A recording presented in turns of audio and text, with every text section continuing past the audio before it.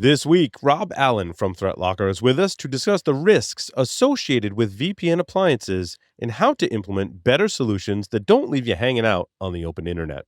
In the security news, less details about the FCC router ban. Well, maybe more details, but likely less details. Canary traps that work, hacking trains and getting arrested. You can be an adult if you have a mustache. cPanel is being exploited. Pro-Iran group takes down Ubuntu. Anthropic's new security solution, safe AI agents and other lies. People still use screensavers. CISA and operating for weeks or months in isolation. Paramiko issues some fixes. Find security research easily with this new website. Copy fail and AI slop debate. ESP32 simulator. Spotting vibe-coded malware. And Fast 16. Stuxnet before Stuxnet. All that and more on this episode of Pulse Security Weekly. Broadcasting live from G-Unit Studios in Rhode Island, it's the show where exploits run wild, packets aren't the only things getting sniffed, and the cocktails flow steady. It's Pulse Security Weekly. Welcome, everyone, to our interview for today. This interview is sponsored by ThreatLocker. Our listeners can learn more by visiting securityweekly.com/ThreatLocker. I'm Paul Asadorian, joined by Miss Mandy Logan. Mandy, welcome. Thank you. It's a fantastic day out here in the world, right? I mean, yes. We get to talk to Rob. It's good. We get to talk to Rob. Rob Allen's here. He's like a podcast expert now. Yeah. How many podcasts have you done, Rob? A lot. One or two. Yeah, that's good. Yeah, one or two. It's good to have you. It's good to be here. Yes. We're going to talk about a topic that's near and dear to my heart. This one's very easy for me. It was great because it didn't require much prep, because this is like one of the worlds that I live in. And I have some amazing questions for you, Rob, about where people go to like take their architecture to the next level to combat this problem, right? The problem we're talking about is network edge devices. And I think specifically we can focus on the VPN technology that's built into many of the network edge devices. And one of the things I've learned recently that I think is a good tee up for this discussion is there's a rich, long history of these network edge appliances. I was specifically looking into one from a vendor that some of you may recognize called Cisco, and it started with their ASA platform. And I was like, how long has this thing been around, right? It actually traces all the way back to the late 90s when they bought a company to acquire the PIX technology. Right. Later, they would acquire SourceFire. Somewhere in between there, I think they acquired some other VPN company, and they merged the PIX and the VPN to create the ASA, Adaptive Security Appliance. What could possibly go wrong? Right. And then they bought SourceFire. So you can trace this back over 25 years. And think about just how many customers, how many deployments there are in just this one vendor, right? Then you can go the next biggest one, because I've done this research, right, for my day job. The next largest vendor is Fortinet. And you put those together, there's a ton of deployments with a very rich history. And that's not including all the other vendors that make these firewalls and or VPN technologies. So my point is, there's a lot of these devices still out there, even though there's newer and better, in my opinion, technology to accomplish or solve the problem of how do I allow my users and systems to use a VPN to access specific resources. Of course, the other problem that we're dealing with these appliances is they have a lot of vulnerabilities. Under the covers is Linux, right? We've talked about this problem on the show in the past, that threat actors can access the underlying Linux. The vendor can for support reasons, but cybersecurity companies and customers have limited visibility into the underlying subsystems and components in these appliances that they just want to drop off what I call the Pulp Fiction briefcase. It's a briefcase. Just don't look what's inside. Don't ask a question about what's inside. Right? It's just you got to know the briefcase for the plot of the movie. So I'm going to steal a quote from Marcus Hutchings, who mentioned that he was talking about vulnerabilities in, I think it was Fortinet specifically, the other day. Yeah. And he described it as if you sneeze next to a Fortinet, a 0-day falls out. Yeah. And it's absolutely true. I mean, they seem to release new CVEs pretty much every day of the week that ends in Y. But One I came suppose across my desk this morning. Palo Alto had a vulnerability remotely exploitable. that. I think it's a 9.3, right? I think that I was saw this that. morning. Yeah. So it's not specific to vendors. It's not one particular firewall vendor. I mean, I suppose taking a step back from it, the simplest way to think about it is that every port that you open to the internet increases your attack surface. I would argue every VPN port you open to the internet increases your attack surface exponentially. Because of the dangers associated with them. I mean, we have, there's a couple of members of our advisory board who are specifically work in the IR space. And they have told me about so many different examples of environments getting compromised. Very often it's purely through VPN. So, VPN compromised credentials. Somebody uses the same username and password on 10 different places, and one of those passwords get compromised, and then all of a sudden you've got access through the VPN because they haven't got MFA set up. That's problem number one. Problem number two is just vulnerabilities in these devices. As we've discussed, so many of these devices, because of how they were designed, how they're put together, how they've been, 3 different companies bolted into one, and we took the best pieces of each of them and we just fused them into one product. But the vulnerabilities in these devices in general are, in many cases, they're business killers, because once you have access to these things, once you have access through these things, you don't need a foothold on the network. You don't need, you could do everything right from a network or from an endpoint security perspective, or as right as possible. You can stop bad things from running. You can be EDR'd out the wazoo. But the fact of the matter is, if somebody gets access through one of these, they don't need a foothold. They don't need to get into your network to be able to do damage, because they can do all the damage they need to do from the outside.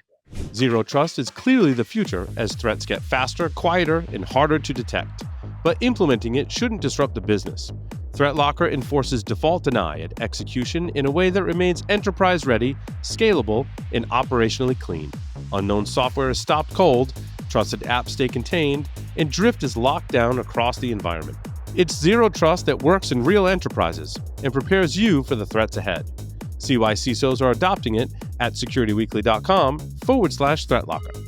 Now, there's plenty of malware that threat actors are deploying specifically on top of these platforms. But also, if you pay attention to this space, sometimes the threat actors don't even use malware. Like, they're just using the device as a way to monitor traffic, as a way to build VPN tunnels to get in. I think one of the things you and I talked about, Rob, was there's been, I think, more than one case, at least one, where it was observed threat actors just joining machines to the domain through the VPN because they have access to the internal network. This is one of the problems.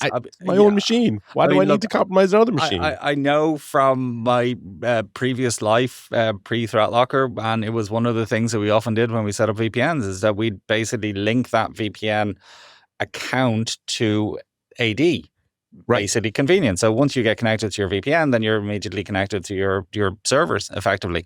That's great from a convenience perspective, but it's also extremely convenient for a bad actor who gets access to that VPN account. Yes.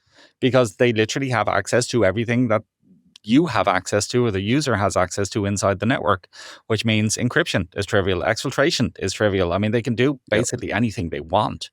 Yeah. What's also common too is their attackers are using technology to essentially hook the process that terminates the authentication for users. So as you said, Rob, typically these are linked into Active Directory, so people can use their Active Directory credentials to authenticate to the VPN. And threat actors across several different platforms, I've seen, variations of this technique. They hook the process, and in some cases, when you authenticate, they just take your credentials out of memory from that process and write it in plain text to a file, and then shoot that file. Right? You saw that yesterday with Edge. Yeah, it's terrifying. I mean, you run that POC on a terminal server with 100 users logged in, and you've got 100 users set of saved passwords in Edge. Right. I mean, it's. And Microsoft, how do they describe it? As expected behavior, or it's working as designed or something? Yeah, I'm not sure. I saw the Microsoft. It was a Microsoft Edge browser vulnerability, right? Yeah, basically, if you dump the memory, Yeah. the browser memory, they store all of the passwords unencrypted in plain text in memory. Yeah. Um, And this is what threat actors, that's their MO, right? Is mhm. info stealers. And largely the info stealers groups are using just recycled credentials because, quite frankly, it's the cleanest, easiest way to gain access. I don't, Absolutely. Ed Scotus once described a buffer overflow as a controlled crash in memory, Mm. right? And you have to worry about things like CPU architecture and ROP Well, chains with and this, you don't need to bypassing do of, any of that. You just need right? to grab the Credentials. contents of I'm memory. in. It's there. Yeah. But yeah, look, it's a whole thing. And as you said, info stealers are a massive issue because the fact is you pull somebody's passwords, all the passwords they store in the browsers are in the browser. That's a lot of information. It's a lot of data. Yeah. You've got, and unfortunately in this day and age, people do still reuse passwords. They've got, same passwords they use on 10 different places. So somebody uses the same password on LinkedIn as they do on the VPN, and then LinkedIn has a compromise, and oh, hello, we've just got access to the VPN. So again, all of this comes back to the central point, which is that having anything exposed to the internet increases your attack surface and is therefore a bad idea. But these things in particular, because they are effectively designed to give access to people from outside, are especially dangerous and should be. I mean, look, we've been banging the drum of closed VPNs for probably 2 years now. So we did a series last year. It was called Simplifying Cybersecurity, but basically we did a series of webinars ourselves, like 15 webinars over 15 weeks, and basically simple, actionable steps, things that you can do to protect your environment. One of them was shut down VPNs. They're dangerous, they're exploitable, they're exploited constantly, and you should do this. And then the follow-up question from people and customers alike was always, well, what should we do instead? What do we do? Right. And at that point, our answer was kind of like, well, yeah, just shut them down. Thankfully, we now have a solution to that problem. Yeah. So we've talked about it on both of my podcasts, actually, and I'm a big fan of Tailscale. Right. Years ago, I actually found I heard it because it was advertised on a podcast. Right. That's actually how they gained a lot of market share. Yep. Amazingly, and they're not a sponsor of this show, but I'll plug them because I use them and I like the technology. It's free for like a limited set of users and machines, and it's actually a pretty generous free license. Like I actually want to give them money because they solve the problem well. For me, for individuals, for enterprise stuff, Rob will talk about, maybe what they should be considering to in adoption. But for me, it solved that problem of I don't want to expose anything to the internet, right? I don't want to put an SSH port out there to the internet like I used to do. Even if I lock that down and put multi-factor authentication and only key-based and no password, it's still a risk because there is a service exposed to the internet. Correct. When I transitioned into Tailscale, not only did it solve the problem of I don't have to have any ports exposed to the internet any longer, it allowed me to connect my networks and machines securely so that I could access them, but I can only access them by authenticate to the VPN, which, by the way, isn't exposing any ports to the internet, which is great. But you need a server to manage that, right? To manage those connections, and you can use Tailscale's cloud. And then there's also offerings, I'm using Tailscale as an example, where you can host your own. And what I've discovered is there's a lot of vendors now that are offering solutions like that for enterprises, right? Where you can use their cloud or you can host it on your own cloud. And let's be frank, you get 200,000 users. You probably, maybe for capacity even, you want to have your own cloud servers that are managing these connections that don't allow. And I don't pretend to know all the nitty gritty details of how it works. I just know this VPN technology allows me to not expose ports to the internet, which is great. That makes two of us. Thankfully, Paul. But yeah, I'm equally tangentially aware of Tailscale. Thankfully, I don't really have that much important stuff back at home that I need to connect to. So I've not had a opportunity or had the necessity or need to use it. But it's, broadly speaking, it's the same principle, which is allowing you to connect to, the resources that you need to connect to without having to expose or open ports to the internet. In our case, I mean, we've put a fairly significant investment in terms of infrastructure, in terms of data centers, in terms of hardware, in terms of connectivity, I think we've something like 16 different data centers now that are operational, that this traffic can be routed through for geo because it's reasons. basically all the traffic's outgoing, and it needs an endpoint to connect to. Well, the beauty about on this the is internet. it's not even a VPN. It's very much speaks to the mind of our CEO Danny, who was very much involved in the under the hood stuff, which I very much am not involved in. But we basically tried a number of different technologies, including effectively built-in VPN technologies. We tried a variety of different things. None of the VPN stuff that we tested with or tried with was satisfactory from a performance perspective. So basically, you lost a certain amount with pretty much all of them. But having faced or being faced with this challenge, Danny basically decided to write one for himself from scratch. It's pretty much what he does. We have a problem that we want to solve it. Is there anything out there that we use to do it? No. Okay, let's make one or make it. So it's effectively... Is that network control?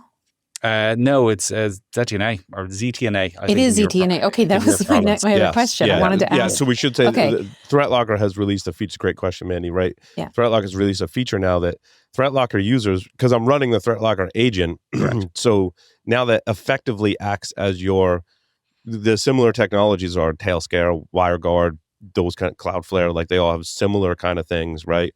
Where it can terminate to an endpoint without exposing ports. And provide you with that VPN tunnel functionality. Correct. Absolutely. Again, the beauty of it is, from our perspective, from our customers' perspective, it's the same agent that's doing everything else already for them. So it's protecting them with allow listing, it's ring fencing, it's network control is still a thing in the existing agent. So we have all the stuff that we ordinarily and already do, but we can now basically allow remote connections via this using that same agent. So you can be really specific, really granular. You can say, look, these set of users need to access this port on this server. And then when they're outside of the office and they try to connect to that port and that server, it's just going to be allowed. I mean, effectively, it's akin to magic how the connection happens, because we basically do everything in the background. All you need to do is, I need to connect to that SQL server. So let me open up SQL Management Studio, let me put in the server name, the port, and basically everything happens completely individually. Under the covers, a tunnel is built somewhere, correct, securely to your cloud, right? And then onwards to the server in question. Right.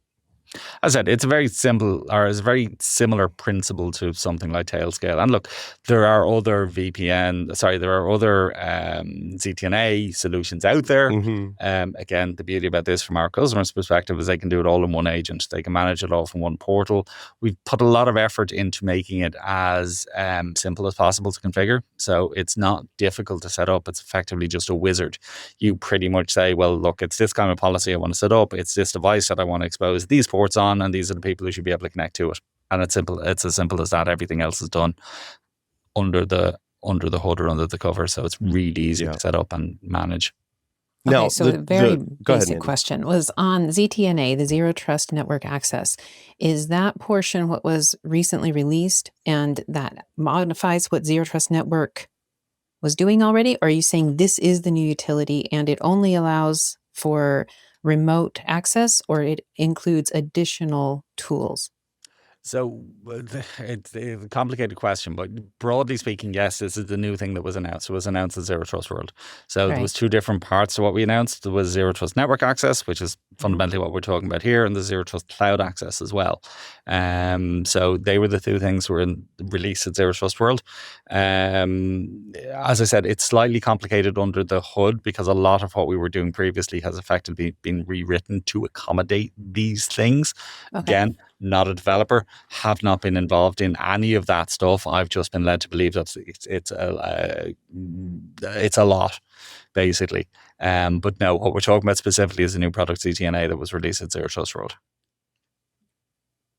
Okay, and it does more than just allow remote access to help mitigate any VPN. The main function of ZTNA is to allow remote access. As I said, there are other things under the hood, behind the scenes, in terms of like network control, for example, and web filtering, etc. So there's other implications, I suppose is the best way to describe it, in terms of what we have done that'll enable us to do a lot of clever stuff with other parts of the solution. But the main thrust, and I mean, put it like this, the problem that we're trying to solve with this, I mean, we don't, generally speaking, it's quite interesting when you do work with Danny, we don't start with, okay, we're going to develop a solution and now we're going to find a problem to solve with the solution. Yeah. We start with a problem and then design a solution to solve the problem. So the problem that we're trying to solve with this, as we began with, is VPNs are bad. Any port exposed to the internet is not a good thing. And how do we solve that problem? The solution that we came to is what is effectively ZTNA. Okay, so interesting note, because as you were saying this, I found a note from Zero Trust World. This was a question that I typed out when in the audience, when you and Danny were presenting about this. And now I'm going to get to ask it because I raised my hand a number of times, but the audience was so involved. Okay, so here's my question. It was an amazing question, and I hope I can answer it. You will. Yes. With cloud, now we're going to cloud control because I was very zeroed in on cloud control at that point. So with cloud control's new impossible travel and token anomaly detection, how do you keep legitimate VPN handoffs flowing smoothly with zero false positives and zero extra policy? So that's the other new. Okay, that's the other new thing. So that's the ZTCA or ZTCA, sorry, in your parlance. And the problem that we were trying to solve there was that basically that MFA is not always effective. For a number of different reasons. Number one is that it's not always implemented. So basically, if you have a account for any cloud service or any SaaS service and you don't have MFA implemented on it, that's probably the biggest issue. That's probably the biggest problem. The other problem is, even if you do have implemented, or if you do have MFA implemented, the fact that token theft is a thing. And if you can basically steal a token for any of these services, then very often you just have access. So it doesn't matter if you've got MFA set up. A session token, which is info stealer groups, are huge on that, right? Yeah, absolutely. Interestingly, and a slight aside here, after Zero Trust World, we did and again, to your question, Paul, about what podcast, we did a Linus Tech Tips. And we were joking around, and I sat down at one of their computers and he left it unlocked. And I was like, haha, you left me at your computer unlocked. And he was like, that's okay, I have threat locker. And I was like, okay, touche. But they actually mentioned when we started talking about this, they literally had their everything compromised by token theft. So somebody stole it, and as you said, it's very much the holy grail for a lot of these groups. So the point is, the problem we're trying to solve is that these things are not effective all the time. Even if you are well protected, even if you have MFA, you still got token theft. So therefore, how do we protect our SaaS resources? How do we protect our cloud resources? Now, I will get back around to the rest of your question in a second, which is about detection of anomalies and so on. So the problem that we're trying to solve with the Zero Trust Cloud Access is basically, look, these things are still problems. I mean, we had, I think the latest count is we had about 9, prior to implementing this for ourselves, we had about 9 different people who were compromised internally through basically the likes of Office 365 and giving their credentials away.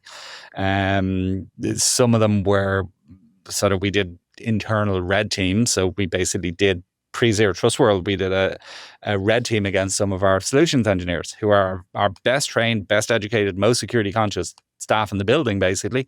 And we had 5 of them fell victim to that. And it was very targeted. It was very clever. I actually got the email as well. And thankfully, I was so busy at the time, I didn't even see it. So maybe I would have clicked on it. But the fact of the matter is 5 of our most security conscious staff fell victim to a phishing attack. We had a number of our salespeople basically and like in that case, that was something that we did ourselves, but we had a number of salespeople fell victim to phishing as well. Now, thankfully, what happened once the bad guys got in was they basically did what bad guys tend to do when they get in, which is they set up forwarding rules and they do all the typical things that they do. And again, to your question, Mandy, it probably would have tripped off an impossible travel alert as well. But the scary thing is if they didn't do all of the things that attackers usually do, if they didn't set up stupid forwarding rules like attackers normally do, then the reality is we probably wouldn't even have known about it. They could have been in, they could have had access for, who knows how long if they didn't do all of the things that they usually do. So again, that's the problem we're trying to solve with Zero Trust Cloud Access. And the idea with Zero Trust Cloud Access, it's not dissimilar to Zero Trust Network Access, but it's basically brokering connections to cloud services via us, enabling you to lock down those cloud services to a single IP address. So rather than having to allow the entire internet to access to your Office 365, so people when they're traveling or on the road or at home or not in the office, they'll have access to their Office 365. What we say is, look, that's fine, but they have an app on their phone now that basically they route our traffic to Office 365 or Git or GitHub or Salesforce or whatever the SaaS service of choice is. You can lock those services down to only allow traffic from this exact IP address. And if it doesn't come from this IP address, it won't be allowed to connect. If it does, it will. So it's a similar-ish concept to Zero Trust Network Access, but it's effectively allowing organizations to lock down to very specific locations their cloud services or their SaaS services, meaning that it doesn't matter if you have my password. It doesn't matter if I approve an MFA prompt when you try and log into my account, you still won't be able to connect. Yeah, it's interesting. In both these cases, I think one of the objections that people will raise is, well, now I have the Trust Threat Locker, right? I mean, this is the thing that when cloud first came out, right? We see this with AI as well. Like anytime I'm relying on someone else's infrastructure, I have to trust now that responsibility. Yes. I'm just kind of shedding that responsibility, right? I'm not running the authentication servers. I'm not running the VPN devices myself any longer. I'm trusting that someone else is. And now if they get hacked, my stuff can get hacked, right? Is the objection. I'm not saying it's always right. I'm just saying that's typically the objection we get when we talk about this kind of shedding of security responsibility. Yeah, I agreed. And again, look, there's all sorts of different considerations. I mean, the lucky thing is we're of a size now that we've got enough customers that basically they trust us because we do a lot of other things for them anyway. Yeah, sure. So that's part of it. I mean, effectively, and again, for things like, for example, Office 365. I mean, fundamentally, what we're doing is we're brokering connections. We're allowing traffic through to a particular location, say Office 365. The actual controls are done by Office 365. So it's conditional access that you're using to create these policies. Now, if you want, you can create exceptions to conditional access because it is one of the most common pushbacks or questions that people say, well, I need guest access. I need X users need to be not or not adhere to this IP address. You can do all of that in Office 365. So you can set it up as you want. You can set up exceptions, you can set up exclusions, you can set up ways around it if needs be. But the fact is, in an organization like us where we've nearly 800 staff, yes, maybe you might have 2 or 3 exceptions. You might have, break glass accounts. You might have backups. You might have ways around it. If the worst was to happen and all of our 14 different data centers and all of our infrastructure suddenly went wallop for some reason. So you can build in backups. And I mean, at the end of the day, it is a good idea and it is best practice to have, as I said, the likes of break glass accounts, where you don't apply these restrictions to them and they can just be logged into. But obviously, this is the kind of thing that you keep very, very, very, very, very safe and secure. And, don't save in your Edge password manager, for example. Yeah. One of the things I like about shedding some of this responsibility is, let's say I've got hundreds of thousands of users. I've got 50 VPN devices deployed in my own network. That vendor releases a patch. Now I have the responsibility of going to patch all my 50 different VPN firewall appliances.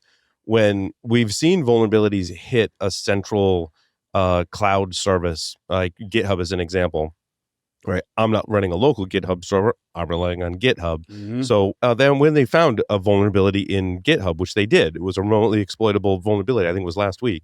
GitHub patched that. And now all the millions of users that use GitHub, you don't have to worry about it anymore because it's patched in one place. And it's the same thing with Threat Locker, right? If you guys find a vulnerability in your stuff, you patch it. All your customers even Office 365 is a great example. I mean, Exchange Online. I mean, remember the Exchange vulnerability from 2022? I mean, that was huge. Like tens of thousands of organizations that were hit as part of that. But it didn't affect Exchange Online because they found it, they patched it, it was done. But if you're waiting for, patching firewalls is somewhat fraught at the best of times because fundamentally, if this device goes down, if your platform's supported, again, we started the conversation talking about just how long these devices have been around. Absolutely, there's absolutely legacy devices out there that you can't patch. Now you've got a problem, right? Now you've got to upgrade your infrastructure, which is even worse than patching from an operational whatever about maintenance windows and all that kind of stuff. I mean, the fact of the matter is, if these things go down in a lot of organizations, if a patch fails or it doesn't work or it breaks the device or something, you're in a whole world of pain. But again, I mean, realistically, to some extent, you are trading a very large risk, which is I've got 50 devices that are potentially vulnerable. I've got, hundreds or thousands of users that are connecting in through those devices. Any one of those things gets compromised, and I'm in, again, a world of pain. Versus, okay, we're going to offload or move some of this risk, or I would argue a small part of this risk, to somewhere else. I think it's a small price to pay. Yeah, I think it's a better strategy, quite frankly, for organizations today. I believe so too. Say, to drive it home then, so for edge devices that are not patchable, does ring fencing or what specifically within ThreatLocker's suite helps with that? What helps is the fact that you can, it's not the patchable per se, it's the fact that very often these devices have ports exposed to the internet, open to the internet, for a very good reason, which is I've got Rob who needs to work from home, therefore I need to open a port to the internet so Rob's able to work from home, or from a Starbucks, or from Timbuktu, or wherever Rob happens to be. So those, by necessity, have to have ports exposed to the internet. A port exposed to the internet is exploitable. So Zero Trust Network Access allows you to give Rob remote access from wherever he happens to be without exposing a port to the internet, or rather enabling you to close that port that is currently exposed to the internet, if that makes sense. That's awesome. Well, Rob, thank you for appearing on the show today. It's been a pleasure. Love the technology. Love the solution. I think it solves a very real problem that we're facing today. So, Mandy, thank you. Thank you. And that will conclude the interview for today. Somewhere right now, an attacker is testing the parts of your app your security tools cannot reach. The authenticated areas, the login flows, the hidden functionality behind credentials. Secure AI Navigator changes that. It automatically navigates real login flows just like an attacker would, exposing vulnerabilities and data leaks hiding behind authentication across user roles, session states, and authenticated API calls. No scripts to write, no brittle automation to maintain, just complete coverage in minutes instead of days. Because "we didn't test behind login" are the worst words in an incident report. Learn more at securityweekly.com/nowsecure. Coming to you from the Hacker Syndicate Studios, this is Paul's Security Weekly. It's episode number 925, being recorded on Wednesday, May 6th, 2026. I'm your host, Paul Asadorian, joined by Mr. Lee Neely is here with us. Hey, it's good to be here. Here we are, well, from beautiful Idaho, where it's been in the 70s all day. It's really nice. Yes, very nice, very nice. Mr. Larry Pesce is here with us. How's it going? We're here. We're here. We had a busy weekend of clearing out some spaces this weekend, didn't we, Paul? Right. We did. It feels good. I feel like we shedded a lot of stuff and responsibility, with all of that. But yep. Now comes new responsibilities, right? Because you're podcasting from a really tiny space. I'm podcasting from a space that maybe isn't conducive to having a boom microphone. So, we're looking to change some of that. Right. And nature abhors a vacuum, gentlemen. Right. Yep. Mr. Dave Johnson is here with us. Hey. What's going on, Dave? Hey, all kinds of stuff as usual. Good to be here. Good to see everybody. And of course, Mr. Sam Bound is here with us. Sam, welcome. Good evening. Glad to be here. So there's a real some funny, not so funny shenanigans and things that happen with us finally closing down the studio. Turns out one of the junk people that I hired likes to dress up as the KKK and walk through one of the local towns, which was unfortunate. So they were, needless to say, immediately let go. And then Larry's friend helped us out. And he has big plans for our collective. He wants to make studios at both of our houses and then have us like alternate whose house. Like, I like this guy already. I'm like, that's actually a brilliant idea. I like this idea. I like it. Good guy. It was hilarious that how we met the guy. We jokingly refer to him as our property manager. Yeah. I went to the local town Facebook page because I needed somebody to mow my lawn because our lawn guy was retiring.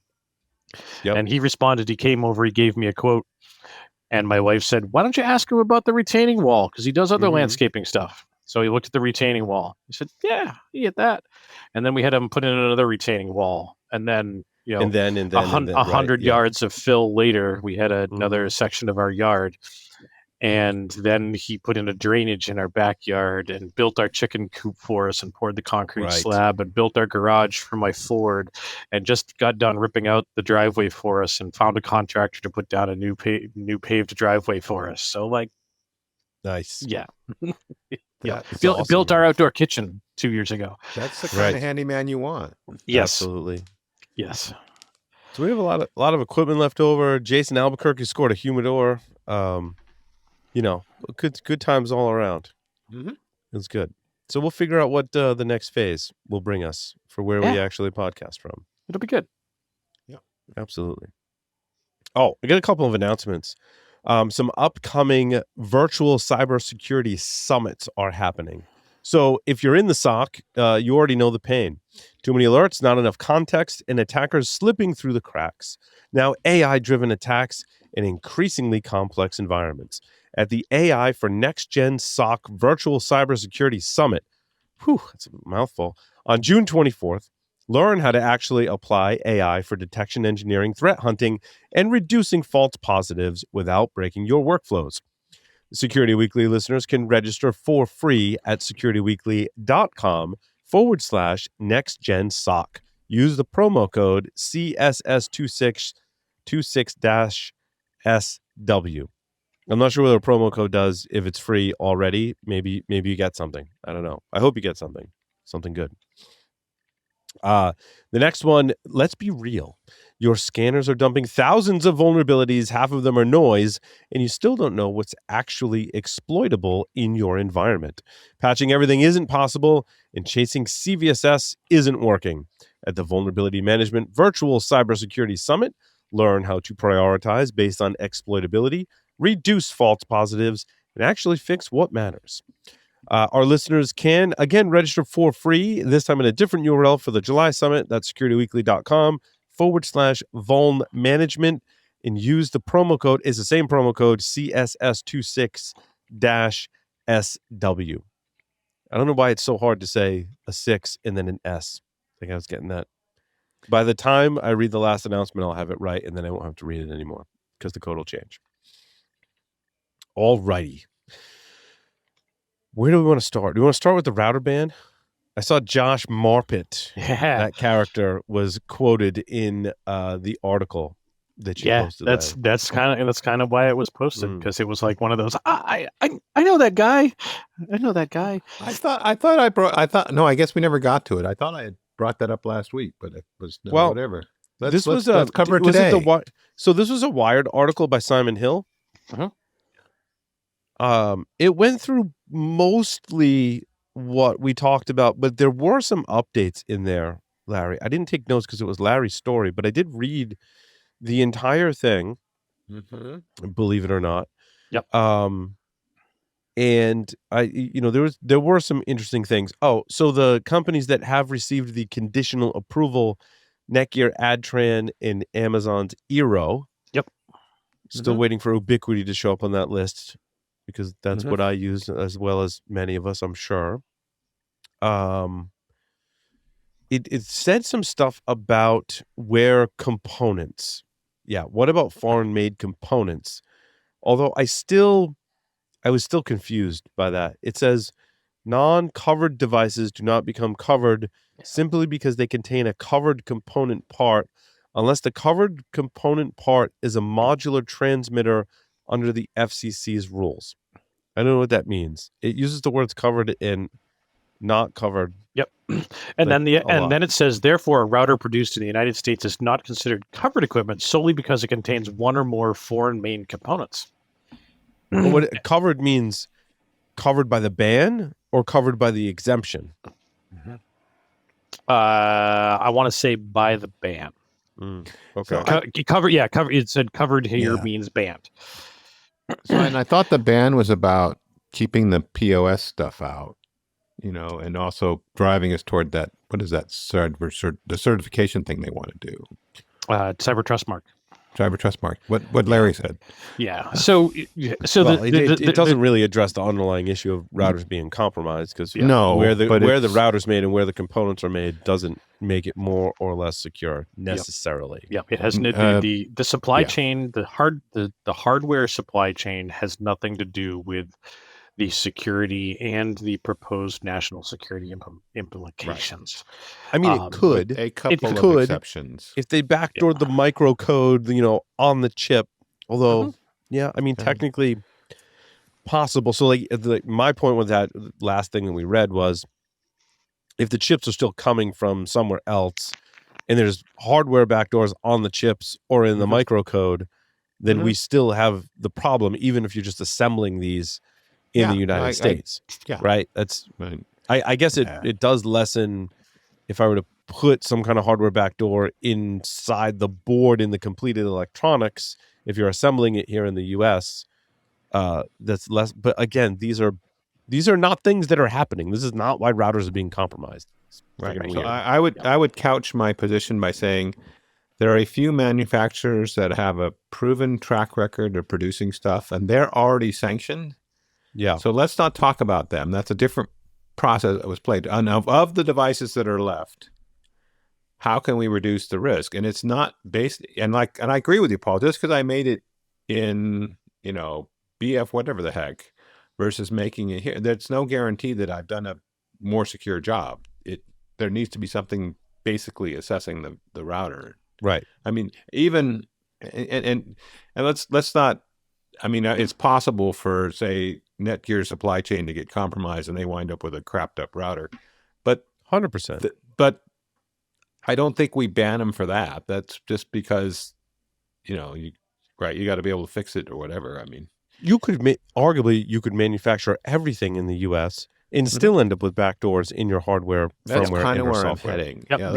Yep, because all of your development and R&D could be done, in a foreign country. Well, that's why I'm trying to rule out the places we know are historically a problem, but that doesn't.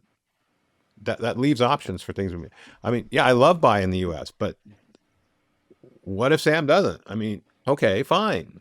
I'd rather we focused on getting secure stuff. Yeah.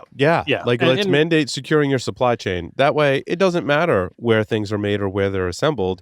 If you can effectively secure your supply chain, geographic location doesn't matter. You have checks and balances in place to at least reduce the likelihood that there is a supply chain threat, vulnerability, or any type of issue.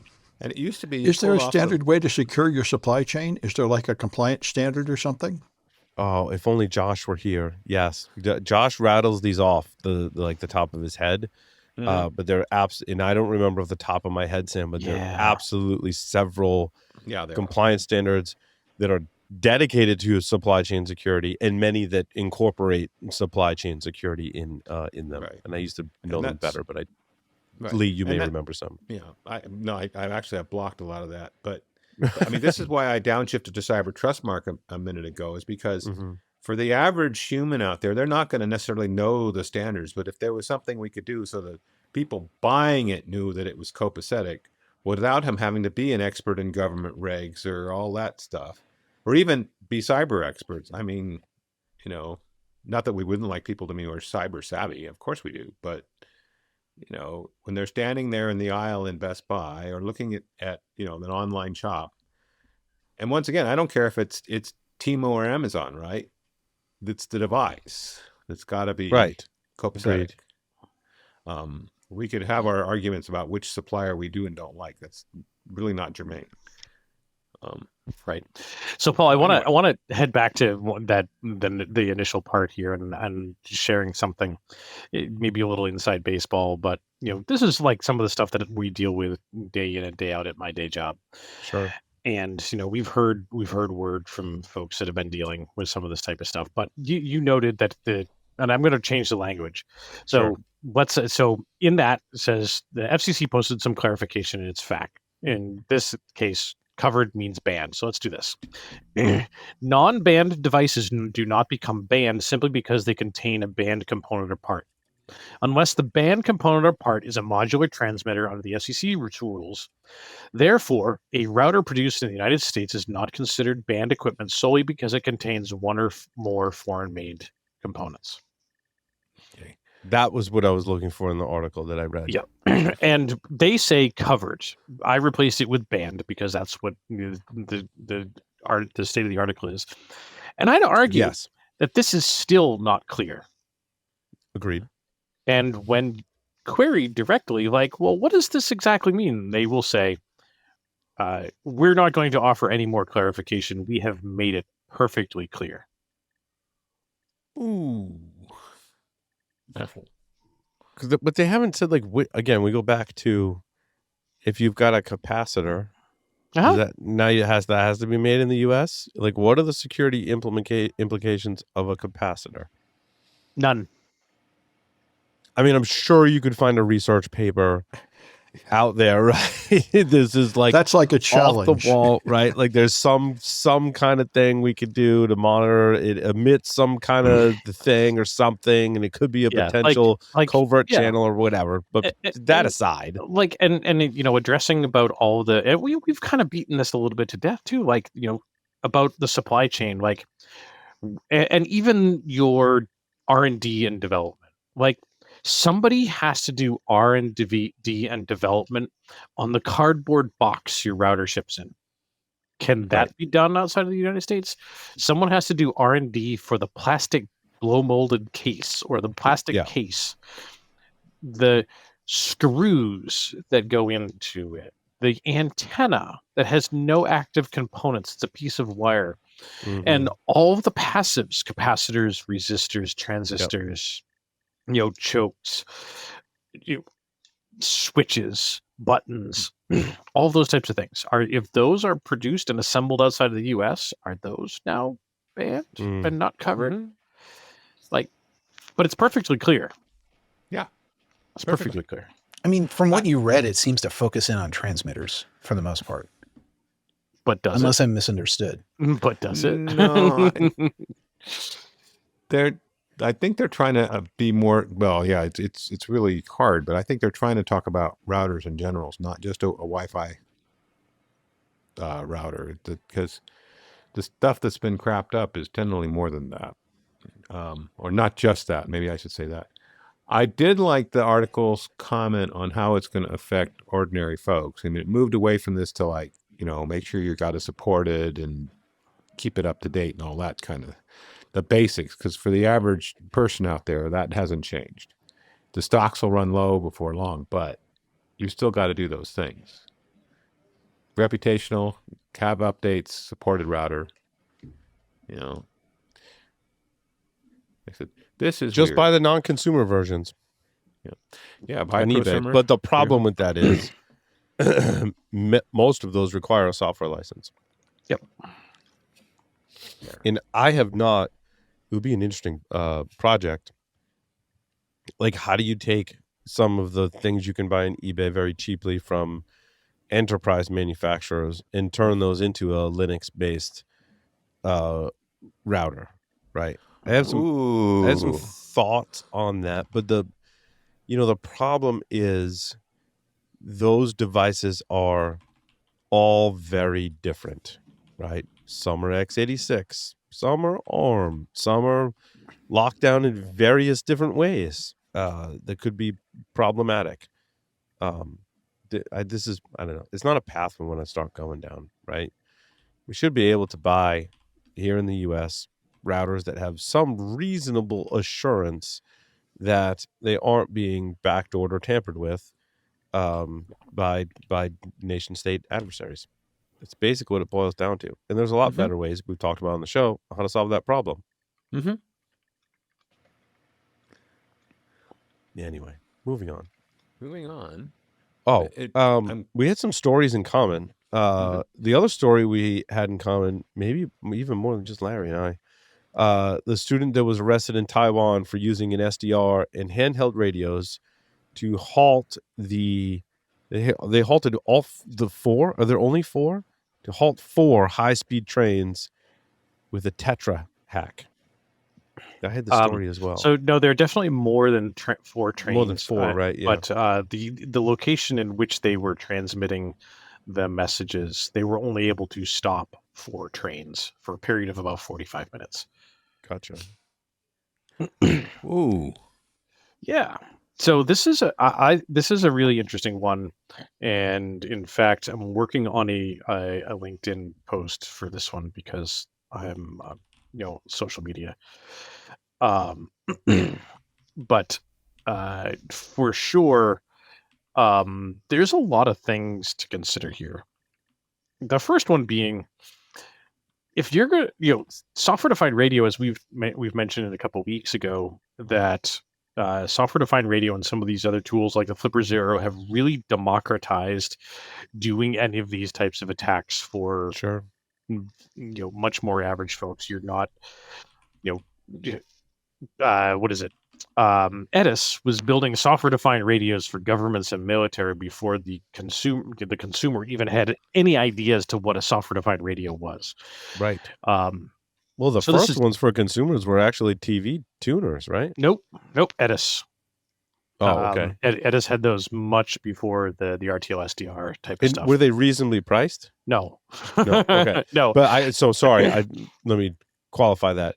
The first reasonably priced ones that consumers could get their hands on were repurposed TV tuners. Yes, and reasonably priced a consumer could get their hands on is sort of. Yeah, I mean, sure. the Hacker F came out before the RTL SDR. Those are reasonably priced. Yep.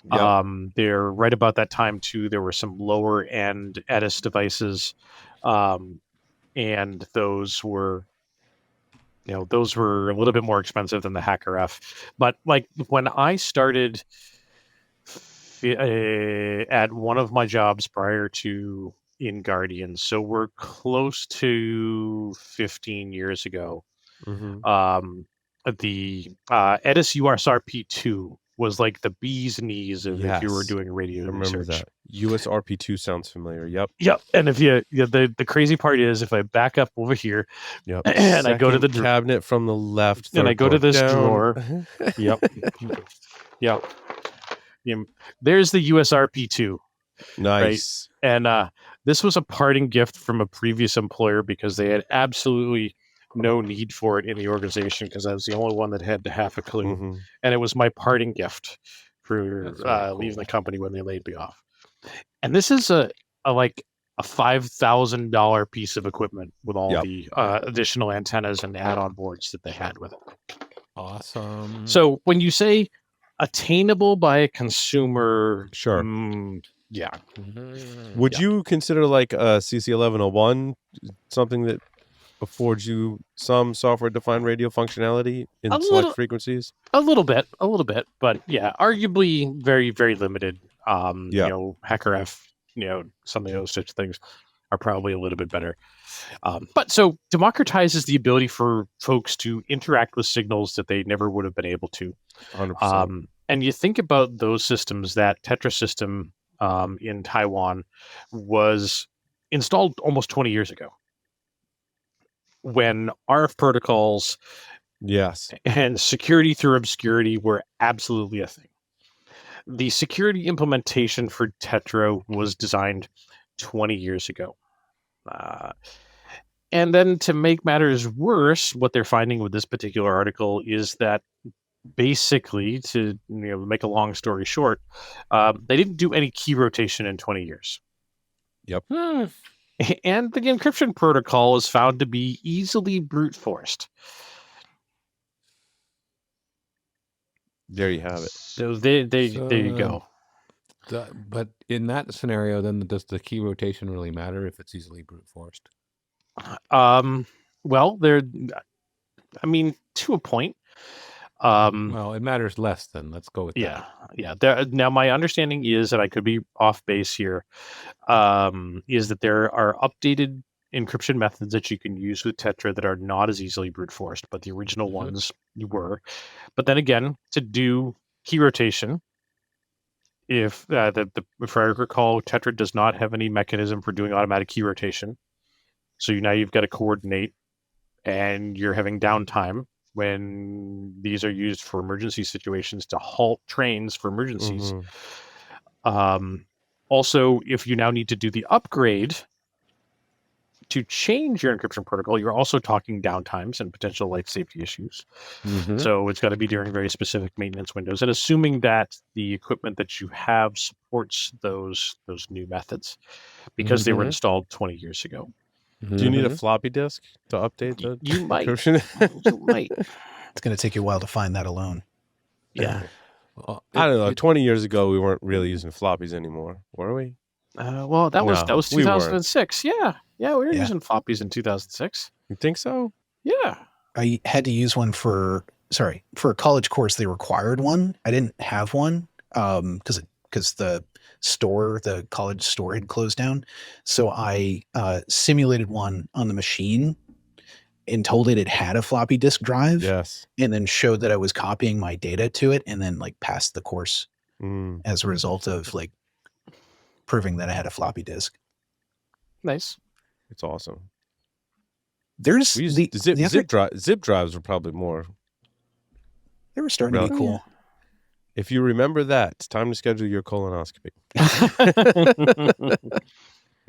Doctors are going to be showing pictures of millennial things. Right. There's vulnerability in not fixing this though. The Tetra thing, because that is reliant on a clear path of communication for that to function properly. Well, and as we know, radio can be interfered with relatively easily. I think it would be in their interest to update this pretty quickly to something that's a little more modern and more difficult to mess with. The problem is that it would be great to update it, but again, you're talking outages and downtime and expense, and I wouldn't be surprised if the expected lifespan for some of this equipment, when you think a power meter on the side of your house, the expected lifespan for that power meter is somewhere between 20 and 30 years. Yeah. So you have to design your security now to still be relevant, not just for threats now, but you have to be designing it for the unknown threats 30 years from now, and the unknown computing power for 30 years from now. Think about the U.S. problem. In the U.S., we have the FREDs on the end of trains, the flashing rear end device. Yeah. One way to pronounce that are tied to a safety system. Yep. It has no encryption. Yeah. What's worse, the standard for the FRED has not been updated to include encryption or security. So they can't start producing new devices to start talking about how to roll them out, to start having the problem that Japan has, getting them. So they've already got those two pieces. Now they got a deployment problem, which is bad enough. Here, there's not even an option for moving forward, which is a little weird. I also want to point out in conjunction with this story, this is the Bleeping Computer article that I saw, and this is one of the evidence photos from the person's residence, and there's a lot going on in this picture, okay? Those of you just listening in the audio, make sure you read the Bleeping Computer article, look at the picture, or check out our video. There's a bottle of makeup remover. I don't know what that red thing is there. Makeup looks remover. Like a bottle of isopropyl alcohol or rubbing alcohol. Something spray. There's an air freshener, but there's also a thing that is like a black cylinder-ish looking thing connected to a power cord that's not plugged in. I don't know what that is. I don't recognize it. Electric toothbrush, maybe LED device. A flashlight. I don't. something. I mean, there's radios. Looks like a pair of earbuds. Yep. Way in the back there, he's got a bottle of hand lotion. He's just missing the box of tissues at this point. Right. And there's a basket full of what looks like could be masks or. Yeah. And I mean, China. That's not. Yeah. I would think it's masks based on where it is, Taiwan, right? Yep. When I first looked at that picture, that gray thing next to the bottle, next to the mask, I thought it was like a Star Trek phaser. But I mean, it's Yeah. Or an adult toy. Could be an adult toy. Yeah.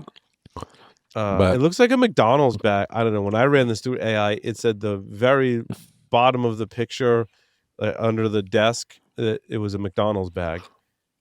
I mean, which is interesting. So, I'm thinking about, remember when they used to say, make sure you wear clean underwear when you're in an accident? Mm-hmm. I'm thinking, make sure they you clean your room when you're going to be raided. Yeah. It was very bizarre photo. Yeah. I mean, it got a lot going on. Sounds like they had some really interesting interest going on. But I mean, the essential oils were a red flag. Yes. Not sure how that relates to but anyway. It's always concerning. Interesting stuff. Also, the other part I liked about this article was in the Bleeding Computer one, anyway, it says his lawyer saying that the transmission of the radio frequency communications was an accident. Yep. That's his defense. I don't know. He had he had allegedly done all the research. He captured stuff, and then he had programmed it into his radio, and the radio was in his pocket, and it accidentally pressed the transmit button in his pocket. I see. That's what I'm saying. Anytime something is hacked like that. Yep. Exactly. I don't know. I had the exploit all queued up, and I accidentally hit enter, and it sent. Yep. He butt dialed hacking a train, Lee. Yep. That's chutzpah. Yeah. I mean, that's something lawyers would say, right? I mean, I've butt dialed, and it's embarrassing, but. Well, yeah, wow. This story is about Paul butt dialing his dad from back in the day. Mm-hmm. Yep. I'll share those details maybe after the show. Yep. The other one too is that like software-defined radio and these radios, with great power comes great responsibility. Mm-hmm. And like, are software-defined radios even legal in Taiwan? No idea. I don't live there. Yeah. Because there are some places on the planet that even listening to RF energy outside of specific bands as a consumer is illegal for you to do. Mm-hmm. Regardless of whether it's, military or trains or what, just listening is illegal. Fortunately, we don't listening have to Bluetooth communications in Australia, in listening for body cams and tasers. So we're not there yet. We're not there yet. I thought we were going there. Sorry. The other one is transmitting. Transmitting where you don't have a license for, regardless of where you are on the planet. Well, that's also bad. But we'll come back to your responsibility comment, Larry. Those handhelds likely they could be tuned to a lot of things, but they won't transmit where they're not licensed to transmit. And you and I have both played with handhelds that could listen to more than they could talk. Mm-hmm. But your SDR, pretty much, it's all software. Where you tune it is where it can listen and talk. Yeah, and in some of those handhelds, depending on their complexity and so forth, they do have some hardware modifications that can be performed to get them to transmit outside of where they're. I was thinking in the context of as delivered, because nobody ever tweaked his CB radio when he was a teenager to go to bands that shouldn't go on because that wasn't legal. No, there was nobody down there to talk to anyway, was there? Yeah, nope. I actually have one of those CB radios that was certified and grandfathered by the FCC and still has the labeling on it. Mm-hmm. Yep. Sweet. Oh, so anyway. Larry, I wanted to go to your story number 4. Australian police officers can be tracked due to security flaws in tasers and body-worn cameras. Now, the thing that I can't get over when I was reading this article that struck me was, why does a taser need Bluetooth communications? I don't understand why. I will tell you exactly why. Taser is on your belt, on your hip. When it is unholstered, it can send Bluetooth messages to the rest of the connected system that the officer is wearing to trigger events. Interesting. So if you were to unholster, if your body cam is not already recording, it is now. Oh, so it Ooh, talks that's to the cool. body cam. I gotcha. It can talk to your cams in your car Mhm. and any of those types of things. So to send signaling messages to trigger other Yep. Events, basically. Yep, exactly. So it's not going to tase me through my headset then. No.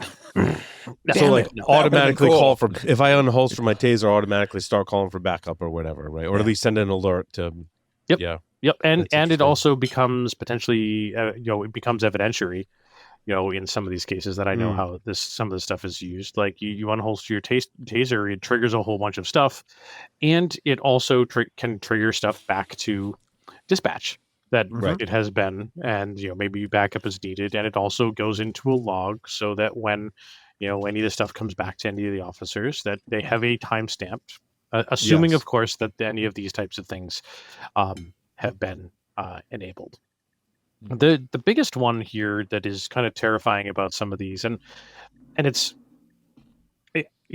I have to be careful about some of the subjects here in this article, but it's more about drawing a larger picture. Is that this is a Bluetooth taser or a body-worn camera, and it's using Bluetooth low energy advertisements to announce its presence and to send data with MAC addresses in a known OUI. We've talked about, Bill and I have talked about, Paul, you and I have talked about tracking Bluetooth devices based on their advertising fingerprints and their known OUIs for these devices. Yep. Christmas lights, Teslas, tracking tags. You have diabetes glucose monitors, air tags, Chipolo, flipper zeros. Like if they're, you can not use the flipper zero to but track if someone's using a flipper zero. Flipper zero detector was a pretty popular app for a lot of platforms. Yeah. So I think more and more eyes are being opened to Bluetooth low energy and how much of a privacy risk it could be. Now there are potentially good and bad things for any of these types of things, because not only can it be used for evil, but it can also be arguably used for good too. Yeah, sure. In this case, the use case was there are apps that they said in the Android store, the Google Play Store, that you can download that will tell you where police officers are if they're in vicinity of you, based on the transmissions from the Axon body cameras. And it was Axon, I think, that made the tasers as well, right? In this article, yes. But again, any other manufacturer that makes Bluetooth connected or Bluetooth message or protocol on any of the police gear, body cams, tasers, or whatever, can be tracked potentially. Yep. I'm seeing two feature potentials here. One, potentially a social component. If they have the app and they know where other police officers are, they can go and hang out. On the other side, if you lose you forget your taser at home and you can't find it, now it's easier to find. Maybe it beeps in order to find it, like one of those taggy things. Yep. But no, I totally get the application. Like, although this has been a thing for a really long time, even before Bluetooth low energy, Bluetooth has been such a common potential for vulnerability that has remained relatively unpatched for the most part. Yeah. This doesn't surprise me at all. We've all seen the evolution of this and kind of relatively stagnant security protocol, like improvements. Yeah. Yeah. Now, admittedly, Bluetooth Classic was a whole lot harder to find. Like, you needed that, $3,000, $5,000 USRP2 to start doing some interaction. Or in the early days with Bluetooth Classic. It's gotten much easier now, but it's still you're trying to do that from a consumer device with an app on the App Store is impossible, or near impossible. But Bluetooth low energy is constantly advertising, right? And that's just the nature of the protocol. makes it super, super easy to find. And Dave, you said there's two social aspects on this, and this is where some of the stuff came out in the U.S. So this article is specifically focused to Australia, and apparently it takes a little bit longer for the news to make it around that side of the world, because a couple of months ago this was very prevalent here in the U.S. for tracking ICE officers. Yes, they were advised to disable their body or not wear their body cams or disable them in some way. I don't know. It said that in the article. Yeah, I saw one that, they're not supposed to use that brand anymore. And I also saw a comment to the effect it doesn't look like Axon is particularly in a hurry to address the issue. I mean, it's because it's a hardware issue. They're not right. There's not a fix that they have. And it looks like though they're not really haven't released new models that address it. They'd have to repatent it. They have. Oh, nice. Okay, yeah, because the way the article's written, it wasn't clear. I mean, I'd like to think they'd release new versions, but yeah, because obviously criminals want to track where the location of police officers are. That's a reality, unless they fix this issue. Is it as simple as just randomizing the MAC address? Yep, that's one fix, right? Mm-hmm. Yeah. Yep. I guess there's other ways you could fingerprint a device, but it's much harder than just MAC address. Yeah. As we discussed in some of the last Bluetooth research and some of the last Bluetooth detection tools that I did. So not only is it just MAC address, there's also some advertising parameters that are very unique to the devices as well, and those are much harder to change. Yeah. So that's because the receiver is anticipating like certain communication patterns. Right. Message formats. Yeah. Sam, I want to go to a couple of your stories. I thought your story number 1 was super interesting. Yeah, it's a simple trick. Canary traps. They also call them barium meals. Been around for a long time. If you want to know who's leaking data, you add spoof reference to each copy of the data that label it. A famous celebrity did this. I think it was Angelina Jolie, finding out which of her friends was leaking pictures of her babies. She leaked different pictures to each friend and then see which one gets sold to the tabloids. Right. So, and these Canary tokens, you can get them from Thinks this way. Yeah. So you just add a few fake records to each copy of the voting database, and then when it gets leaked, you know who leaked it. Right. And I always thought, since I learned about Thinks Canary tokens, I feel like everybody should use them because then you know when you get hacked. I agree. Because you put in a few email addresses, and when they send spam, those email addresses get messages which are never used otherwise. So now you know you've been hacked.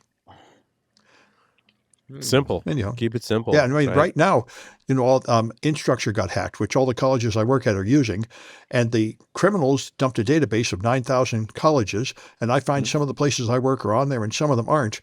But if they had used Canary tokens, we would know whether we got hacked, independently of trying to trust a criminal. Yeah, because they claim they have 270 million records or something like that. Yeah, they do, and so we would know. It should be standard practice for everybody to do this, but I think it's not.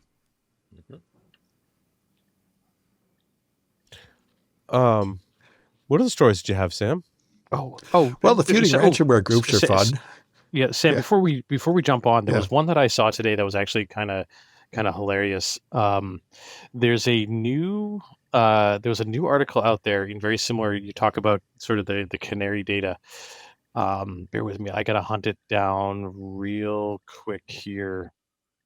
That there's some advice going around about people saying that you need to set up some rules on your iPhone, an automation on your iPhone, so that if you text it specific phrases or a specific phrase, it will take a photo with the front camera,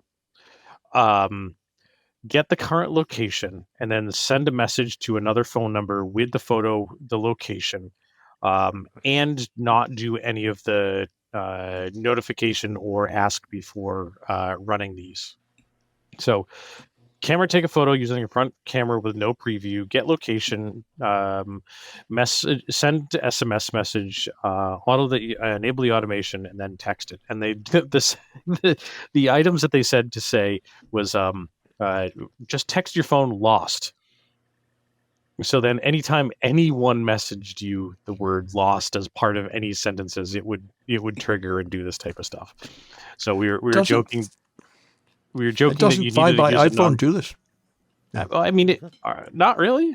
Not really. It doesn't trigger the camera or any of those types of things. It just gives you location. So I thought this was kind of fascinating, and we were joking around that you needed to pick up a nonsense word instead of using lost for this. Right. So it would be like your Canary data here, some bit of nonsense. Like an unsafe word. Yeah, I suggested Quijibo for that word, but I don't know. Gazebo. Yeah, the same spirit. They recommend that people have safe words so you can identify when somebody's real on the phone or Zoom the same way. Mm-hmm. Yep. Where to next? What? Oh, sorry. You were directing Sam. Yeah. Yeah. Yeah, that story about the ransomware was kind of fun. This one group claimed to hack a bunch of companies, and the other ransomware group said, no, those guys are lying. So they hacked into them, dumped out their database to reveal the fact that they were just lying. They didn't have any stolen data. They were just pretending to. And to revenge, they hacked the first group and dumped out all their stuff. So now both groups are destroyed, and they have to pretty much rebuild all their infrastructure. So you love to see it when the bad guys shoot each other. Yeah. It's pretty amazing to track, these threat actors. I was on a webinar with Flare, and they track all this kind of stuff, right? And it was just amazing it was stuff just like you were mentioning, Sam, right? Groups doing shady stuff. They get too big. They don't ever go away.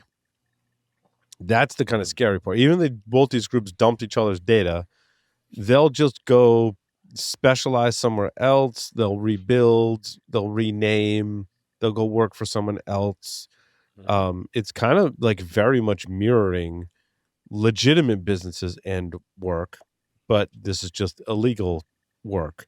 Mm-hmm. And so they'll just go work for someone else. There's a vetting process. There's a highly specialized task that people do, right? So even you may have someone who is maybe a group that's really skilled in doing everything soup to nuts, which is very rare these days. Usually they'll specialize. They'll be like, we're the group that just is your initial access. We're the group that can manage your ransomware negotiations. There's even one, what'd she say? Leak Bazaar. Leak Bazaar is a highly specialized in that if you've dumped a lot of data, right? You mentioned the 9,000 schools that were hacked or whatever. Let's say you collected like a terabyte worth of data. Well, now you have to sift through it. Turns out you can outsource that. So you go to Leaked Bazaar, you give them your data, you pay them some money, and they're like, "Oh, we'll tell you what's important, and we'll help you sift through it all." Cool. The seedy underground in cybersecurity is pretty fascinating these days. It's a lot like startup culture. Yeah, somebody goes defunct, and then a bunch of people leave, start their own company doing something very similar. Well, it's like we don't write our own ticketing apps, right? We use Jira. Right? And in the underground, it's the same thing. Like, we don't write our own ransomware. We go get it from somewhere else. We outsource that. Right. So it's the same thing. So since we brought it up twice, do we want to talk about Instructure anymore? Anything else we want to add? I mean, I don't think there's much. Hunter's got them, but yeah. The problem is Instructure has not acknowledged exactly what was stolen. They say there was a breach, but it's still under investigation. So I keep telling all my pals, it's not time to make an official disclosure yet, because all we have is the word of the criminals. Right. We need a word from somebody trustworthy before we move forward. Meanwhile, if you have any integrations with Instructure, all the API keys have all been changed, so you've got to go redo it. And they now have a timestamp-based thing. They actually published a thing what it looked like. It's going to pop up. And I was looking at that article, and I put a link to that in my story. When I first saw it, I thought that was some sort of bogus screen that I would see on a spam message. So I'm thinking, you better tell your folks this is legit when you're reestablishing these connections. And oh, by the way, I can't really cast a lot of stones. I mean, they did this in a hurry. They were on it. Okay, so less spit and polish and more function, and that's fine. But I'm just saying, tell people this is legit. And no, Lee couldn't do any better in the same time frame. Thank you very much. Yeah, sometimes validating some of the breaches is hard because groups will just claim to have a breach and do that for fame, glory, just to get their name out there, kind of thing. There's a lot of vanity that happens with these threat actor groups. Oh yeah, there was a group, I want to say it was last week, claiming that they had breached and had a huge data dump from a network security company. That revenue was, I want to make up a number, 300 million in revenue. Mm-hmm. So people are speculating, like, who is that? Who's, the network vendor whose revenue most closely matches? And they came up with Barracuda. And I'm like, hang on, like, timeout. You have no evidence of who it is. You should not be writing about this speculation of who it is, because this just could be a group trying to beat his chest with, not, as you pointed out earlier, Sam, right? No evidence to back that up whatsoever. You're just making that claim. And even if they did breach someone, you don't know that it's Barracuda or not. So, like, stop saying that. Like, you're smearing people's names for no reason. Well, now that you mention it, I wonder if you could just claim to hack somebody, fool them, and get them to pay a ransom without even having the data. Right. I did a case years ago when I was working in fraud restitution of a company that made their money by selling toner and paper really cheap, and they would just never deliver anything. But a bunch of companies would pay and not notice that it never showed up. Right. Very much is true. That happens. I mean, it's fraud at its finest. Well, what else we got? We got guidance. Speaking of fraud, this is I mean, technically this is fraud, but it's kind of hilarious. So some kids, it was figured out. I don't know if this was a survey or interview or something, but it made a big splash in the news that kids are bypassing age verification checks with a fake mustache. Larry, I think you had this story as well. Yep. Right? They're basically just drawing a mustache on them, which would be hilarious if they accidentally picked up like a permanent marker and it wouldn't go away. Some of them have. Definitely some, and hopefully it's like a handlebar, mustache, like a nicely drawn mustache, like Mr. Peanut. Hopefully it's not like a Hitler mustache. I don't know if that would work or not. Groucho Marx. Yeah. So I think age verification on the internet it's not going to work out because it's the internet, right? Mm-hmm. Like, there's so many different ways around all of these controls, right? I mean, it's essentially why many of us have jobs, right? All of us have jobs in cybersecurity because people can figure out how to bypass security controls or any kind of control. This one for age verification. So they not only were they drawing mustaches, but in the article that I linked to, which was from TechCrunch, it also says some kids have found that pointing their webcam at adult-looking characters in video games worked. Other cases, simply pulling obscure or funny faces was enough to skirt the checks altogether. And I think we get these laws, so many laws, that get passed with the perceived notion of, air quotes, protect the children. But in reality, the laws do nothing to protect the children or address threats to children that like simply don't exist, right? And so I want more, like, less laws and more just like general common sense, because this is ridiculous. I think about, you go to a liquor site and it says click yes or no, are you over 18? Mm-hmm. Right. It's so stupid. Well, on the other hand, I guess you're saying, look, they said they were over 18. We let them use our site, and we know people can fake us out. But since they first put porn on the internet, right? There was that site like, oh, can't go to the site. You to tell me that you're over 18. Right? It's like, okay, yeah, I'm over 18. Like, seriously? So that's the check. So the mustache effect is real. I had a challenge that I had to figure out related to Cards Against Humanity when they released their box, which is just a giant box. Anyway, in order to hold on.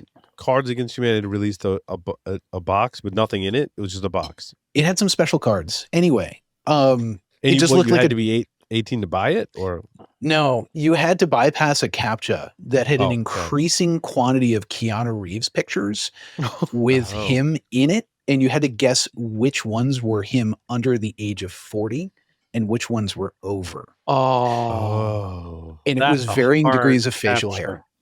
That is the world's most horrible CAPTCHA. But I have direct like frustration related experience with this. It got up to like 100 or so of these pictures or more. I don't know. It got insane.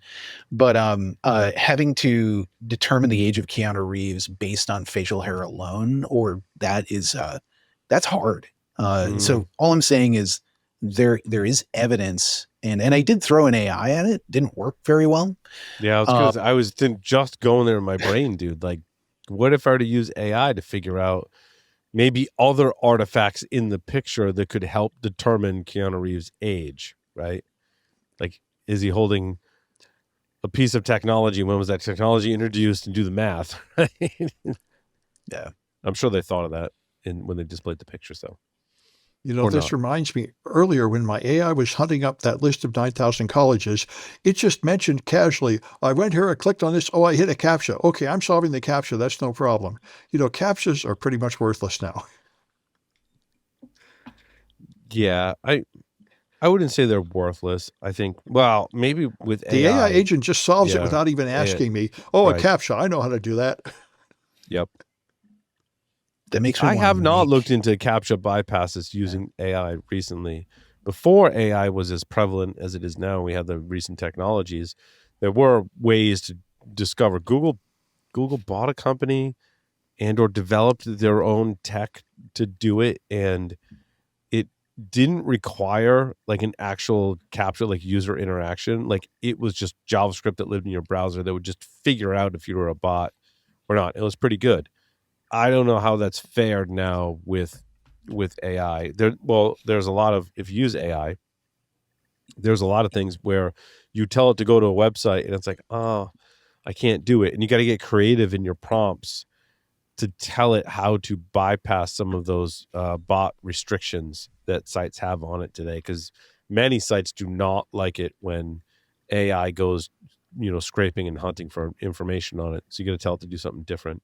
Actually, you were talking about Daniel Miessler's personal AI assistant. It looks like he built a method in there to do that. I don't know how well publicized it is, but I know when it searches the web, what is it? What is the thing that you can do in Python that invokes an actual browser? What is that called? I've used that before.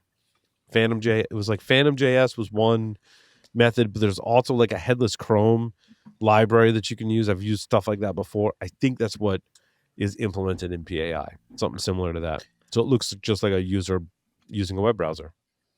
And that's what's going to make it hard to detect a person versus a bot. I feel that's always been a cat and mouse game. There's a definite product opportunity with CAPTCHA bypass for like people who are not as tech savvy. If somebody made that, I would totally get that for my dad and install it on his phone. Right. Just to make his life easier, because the technology he has to interact with is getting increasingly more complex, and his skill set is pretty straightforward. It's, he stopped with technology in the 70s for the most part. And so it's just getting more difficult as things go on. Well, you said 3 key words there, though, a second ago, Dave. You said on his phone. We're not talking on his computer. I'm talking raise the bar. He's freaking dealing with his phone, which ain't the same. So yeah, anything you would do to help him would be very cool. Well, this is what WorldCoin is for. And if it gets more commonly used, that's the whole point. WorldCoin is the proof that you are really a human. Mm-hmm. Interesting. Well, I can vouch for me. I'm just not always sure about Larry. Yeah, as you should be. As you should But that's be. why we love him. Oh, did you want to talk about cPanel? Yeah, let's talk about cPanel. cPanel's I was going to say it's used a lot. I can tell you how much. Approximately 1.5 million cPanel instances are exposed online, making it critical infrastructure. Yeah. cPanel is, of course, in the words of AI, the world's most popular web hosting control panel software. Provides a graphical user interface and automation tools for managing web servers, websites, email accounts, databases, and domain names, primarily used by shared hosting providers, web hosting resellers, and managed hosting companies, which makes it a very attractive target. As I, look at what threat actors are after today, they're following the data. So where can you as a threat actor breach something and get the most amount of data, bang for your buck, and then sift through it later and figure out how to use it? So can I reuse a credential? Can I jump into Salesforce as an example? And this came from Tammy at Flare that educated me on that webinar I was on. It was great. Log into Salesforce, click the big export button, right? Get all the data, leave, and then I sift through it and then figure out, okay, what do I have? What can I now do? What can I sell? What can I broker? Can I now extort from that company? And by the way, I didn't touch any of the company's systems, right? I got a credential and I logged into one of their third-party apps. cPanel's kind of, a similar kind of thing. Oh, if I can get into cPanel, maybe I can clone or dump all the things that cPanel has access to. And now I have access to data and I sift through it later and figure out, well, what in the organizations can I impact? And this had a critical auth bypass vulnerability, 9.8 on the CVSS scale. Yep. And since it's your hosting provider, there's not a whole hell of a lot you can do about when they choose to make the update. Although I'm pretty sure they're going to be on it because customers. Well, it's the integrity of their business at stake at this point, right? Yeah, and some of the cPanels have modules that run like if you have if you're a hosted node kind of thing, hosted servers, that you might be on the hook to make sure that gets updated. But there's not much you can do except ask them what the hell's going on. And also, you can just implant, so what it says to it, so attackers can steal data, upload malware, delete websites, and compromise all hosted accounts in the affected system. So you can basically just put code on everyone's website. Like, think of all the ways you could monetize that as an evil, malicious hacker. Yeah. Well, it's designed to be to allow full remote system administration of the services. So, yeah, you could do all that stuff. I've used cPanel with some hosting providers. I love and hate it. I mean, I'd really rather get to the command line to do stuff, but it's sometimes a little easier with cPanel. Yeah, I was going to say is for people that don't want or know how to use SSH, right? Basically. Right. Or if you're in a hurry, well, actually, it depends. But yeah, I mean, it's a nice option, and it's so yeah. There's definitely, but I was one thing I picked up that I didn't see caught in some of the other articles is that the cPanel folks themselves have recommended security settings, and if you're in a position to implement them, I put a link in my story about that because I thought, nobody's saying, hey, go make sure the security's right. Or I didn't see it. Let's not say nobody's saying it. That's rude. But I hadn't seen references, so I'm like, hey guys, there's let's talk about getting the security right. Maybe we missed something. Yeah, and Watchtower Labs has the write-up on it. They do. Cool. Yeah, which is, again, if you've read a Watchtower Labs write-up, I feel like it's very addicting. Like once you read a write-up from Watchtower Labs, you just can't wait for the next one because of the way how they present the data and the information is just wildly entertaining, technically accurate, and super interesting. So they're firing on all. I've talked about it before. They're firing on all cylinders, and this post doesn't disappoint. The title is "The Internet is Falling Down, Falling Down, Falling Down." cPanel and WHM authentication bypass, which got CVE 2026 41940 9.3 critical. And it's on the syscav being actively exploited in the wild. Yep. And there's even a WordPress plugin for cPanel that you need to make sure is updated.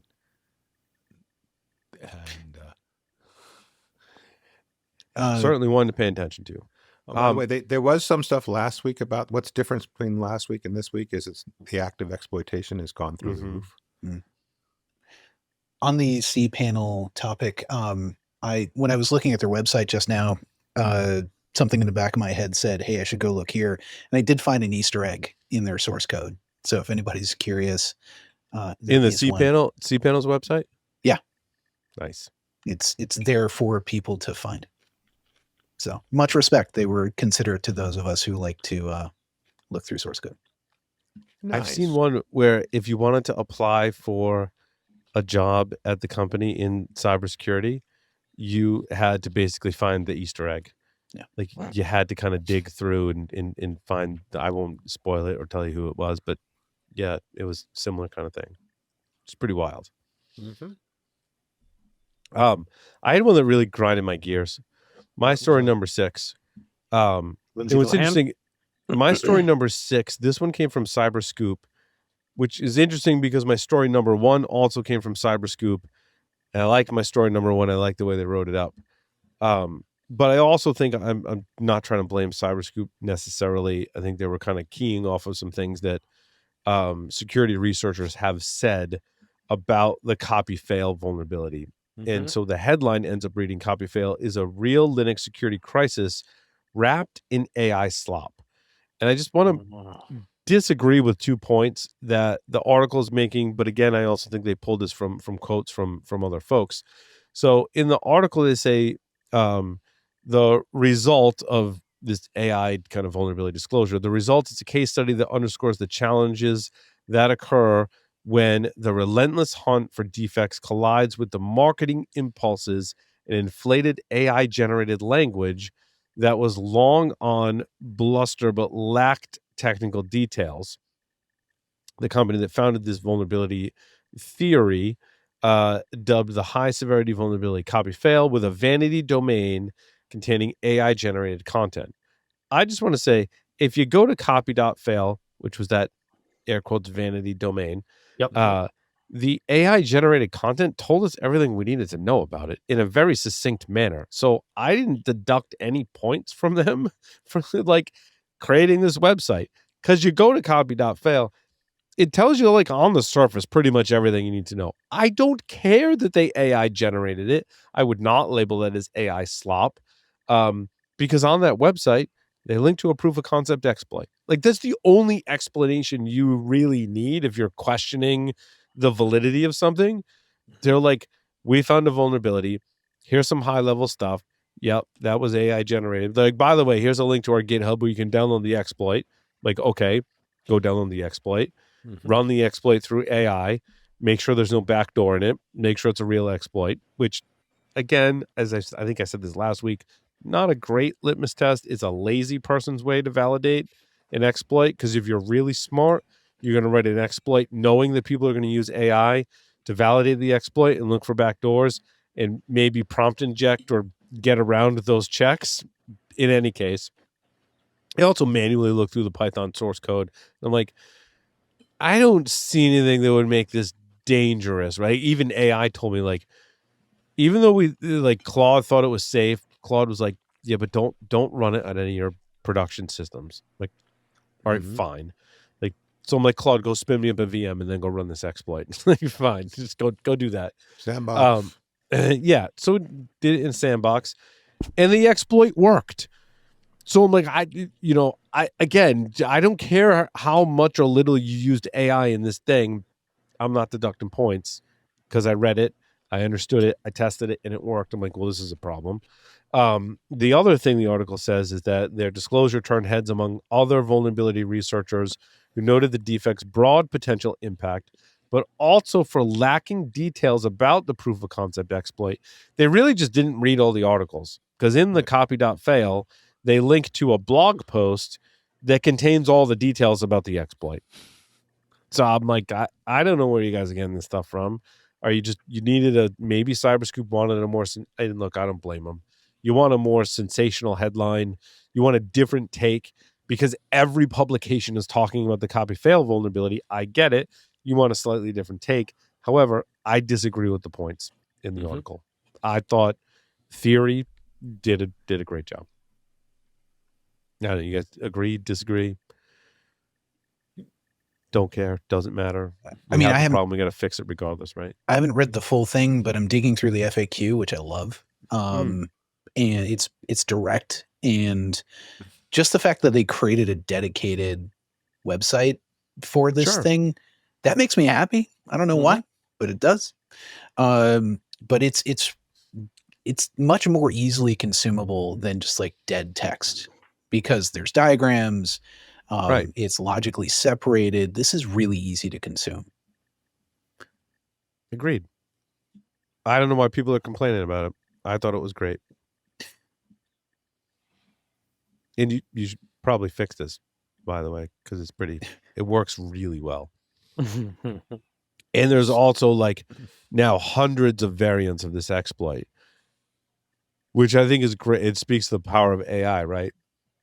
Because you just point your AI at the exploit and the websites, and you go tell it to start iterating. Like, hey, can you create me a version of this in C? That'd be great. And if your AI complains, be like, this has been disclosed. The exploits already exist. We're not creating anything new. I need this to be able to test my systems. And usually prompts like that will get you where you need to go. Because in all honesty, if they published a Python exploit and that didn't work on some of my test targets, I was like, I really need to test this, but I'm like, I have an older version of Python and the exploit's not working. I want to validate that my system's vulnerable. And a lot of times I'll just be like, yeah, sure, that's cool. I can do that for you. Not rocket science. Well, maybe we should talk about Fast 16. Yeah, we should talk about Fast 16. Three Buddy Problem did an entire episode that I started listening to today on Fast 16 as Jags was one of the ones that helped in the discovery and analysis of it. This came from Sentinel Labs. It's essentially Fast 16 is a previously unknown state-grade sabotage framework from 2005 that quietly corrupts high-precision engineering and scientific computations, predating Stuxnet by about 5 years.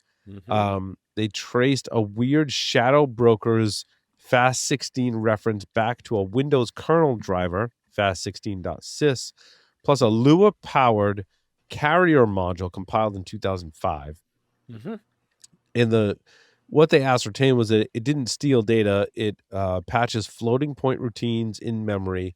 So targeted apps keep running, but return subtly wrong results. And this comes from that. I did read the article, but this came from an AI summary, which I deemed as accurate. The same subtly wrong answers, regardless of the system you ran it on, as long as the same file had been compromised with what appears to be a Lua virtual machine based in the driver. Right. Which was not common in 2005. No. Also, we talked about all of the Shadowbrook, the stuff getting out Stuxnet wise, and we saw that stuff leaked and all that, and it became a really big deal.